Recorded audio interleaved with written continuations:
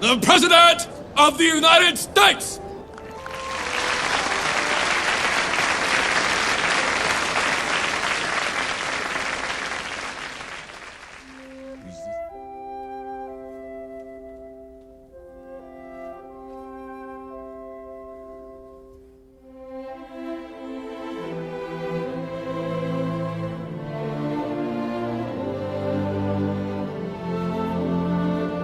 চার স্কোর এবং 7 বছর আগে আমাদের পিতারা আগেই বের করে আনেন এই মহাদেশে এক নতুন জাতি গর্ভধারণ করেছিল স্বাধীনতার বীজ নিয়ে এবং সেই আদর্শ নিয়ে যে সকল মানুষকে সমানভাবে তৈরি করা হয়েছে।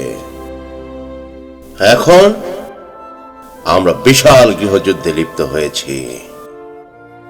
পরীক্ষা করছি কঠোরভাবে সেই জাতিকে বা যে কোনো জাতিকে আরো কঠিন প্রসব বেদনা দিয়ে সহ্য করা যায় না। আমরা যুদ্ধক্ষেত্রে যুদ্ধ দেখেছি, আমরা মেনে নিতে এসেছি যে ওই যুদ্ধক্ষেত্রেরই একটি অংশ শেষ পরীক্ষার ক্ষেত্র, যেখানে যোদ্ধারা জীবন উৎসর্গ করে গেছেন সেই জন্য যাতে সেই জাতি বেঁচে থাকতে পারে। আমাদের সকলকে একত্র হয়ে বসে সিদ্ধান্ত নিতে হবে যে এটা আমরা অবশ্যই পারব, কিন্তু বৃহৎ পরিসরে আমরা আত্মসমর্পণ করতে পারছি না, আমরা পবিত্র হতে পারছি না, আমরা সেই ক্ষেত্রই তৈরি করতে পারছি না। সাহসী যোদ্ধারা যারা এখানে বসবাস করত আজ তারা মৃত হয়েছে পবিত্র। সেখানে আমাদের মতো গরিবরা যোগ বিয়োগ করে তাদের আর কি দিব? পৃথিবী কিছু মনে রাখবে বা নাই রাখবে চাই বলি এখানে, কিন্তু এটা ভুলে যাওয়া সম্ভব না তারা যা দিয়ে গেছেন। সেই জন্য খালি বেঁচে থাকার চেয়ে আমাদের উচিত আত্মনিয়োগ করা তাদের অসমাপ্ত কাজের জন্য, যার জন্য যুদ্ধ করে উজ্জ্বল দৃষ্টান্ত রেখে গেছেন তারা আগে।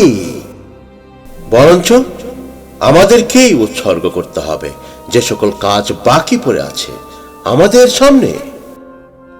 ফলে সেই সকল সম্মানীয় মৃত্যু থেকে আমাদের সংকল্পবদ্ধ হতে হবে একই কারণে যার জন্য তারা এখানে বিসর্জন দিয়ে গেছেন তাদের সর্বস্ব।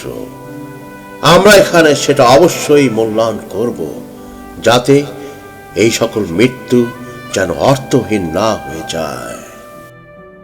সেই ও এই জাতি গড প্রদত্ত অবশ্যই নতুন ভাবে স্বাধীনতার জন্ম পাবে এবং সেই সরকার হবে জনগণের সরকার, সেই সরকার যা জনগণ দিয়ে তৈরি, সেই সরকার যা জনগণের জন্য পৃথিবী থেকে ধ্বংস হতে পারে না।